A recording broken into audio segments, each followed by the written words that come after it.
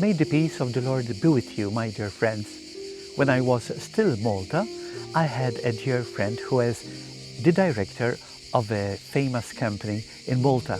And once I went to his office to visit him. He ushered me to his beautiful and air-conditioned office, and we talked for a while.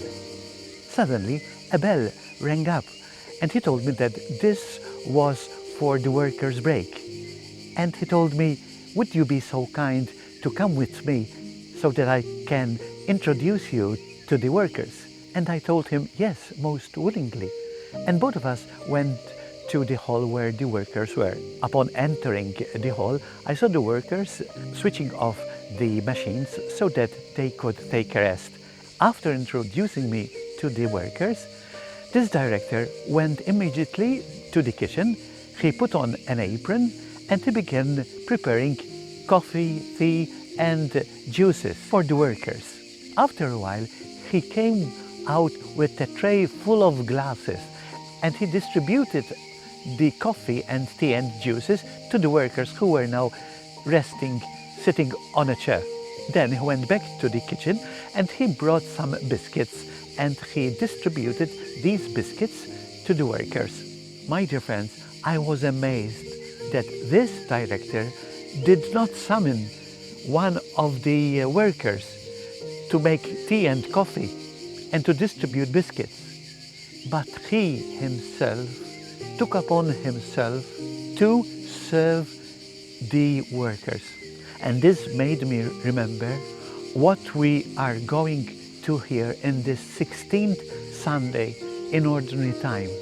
After the disciples came back to Jesus, after teaching, after preaching, after curing many sick, they came back to Jesus and they shared with Jesus what they had done.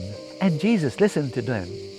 And Jesus not only listened to them, but he urged them to go with him to a deserted place so that they could rest a little bit and eat something, because the people were coming and going and they didn't give them a chance to sit down and eat.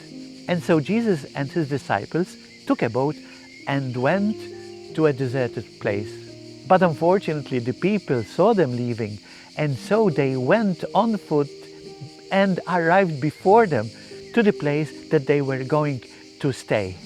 And when they arrived at their designated deserted place, he saw a great crowd, and the people were as if they were lost. They were as sheep without a shepherd, and he felt pity for them. And so what did he do? He did what that director did.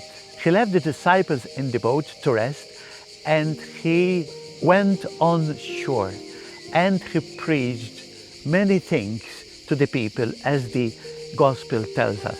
So my dear friends, we see how important it is to rest a little bit from the daily routine. Jesus wanted the apostles to rest a little bit. Why? So that they could verify with him by sharing what they were doing. He wanted them to be intimate, more intimate with him and with each other. We also, my dear friends, we also must rest a little bit from our daily routine. The families, the couples, they must pause a little bit. Why? So that they could verify how are they performing in their daily duties. They could get more intimate together. Even we, fathers, sisters, religious, even we, every year we have the yearly retreat. Why? So that we can verify our way of doing pastoral work. We can be more intimate with our God, with Jesus, so that we can renew our prayer life. So that when we go back to our parishes or to our place of work, we can work with more enthusiasm for the people of God. My dear friends, this is my experience here in this hermitage of Le Celle at Cortona in Italy. Many priests, many religious come here from all over the world so that they could stay in silence in this beautiful environment, so that they could taste God's presence.